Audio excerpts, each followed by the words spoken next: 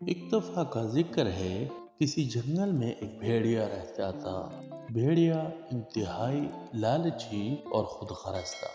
वो हर वक्त दूसरों को अपनी गरज के लिए इस्तेमाल करता था। एक दिन भेड़िए ने हिरन का शिकार किया। भेड़िया उसे जल्दी जल्दी खाने लगा ताकि ऐसा ना हो कि और जानवर आ जाएं और वो मेरा खाना मुझसे चुरा ले। इतने में भेड़िए के मुंह में हड्डी फंस गई। उसने बहुत कोशिश की हड्डी को निकालने की, लेकिन नाकाम रहा। आखिरकार उसने सोचा कि क्यों ना मैं सारस की मदद लूं। उसकी मदद से मैं अपने गले से हड्डी को निकाल सकता हूँ। तो वो सारस के पास आ गया और उससे कहने लगा कि सारस भाई, मेरे मुंह में हड्डी फंसी है।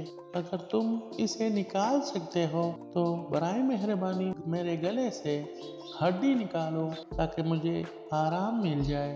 तो सारस ने कहा कि मैं तुम्हारे मुंह में सर डालूं, ये तो हो ही नहीं सकता, क्योंकि तुम्हारे मुंह में सर डालना मौत के मुंह में जाने के बराबर है।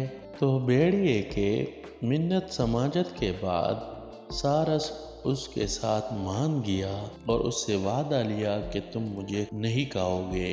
तो भेड़िए ने सारस को तसल्ली दी और उससे कहा कि मैं तुम्हें इनाम भी दूंगा। तो सारस मान गया और उसने डरते हुए भेड़िए के मुंह में अपना सर डाल दिया और उसके मुंह से हड्डी निकालने की कोशिश की। बहुत कोशिश के बाद भेड़िए के मुंह से हड्डी निकल गई और भेड़िया तकलीफ से आजाद हो गया। भेड़िया यूं ही जाने लगा तो सारस ने कहा कि तुमने तो मुझे कहा था कि मैं तुम्हें इनाम दूंगा, तुमने तो मेरा शुक्रिया तक अदा नहीं किया, क्यों?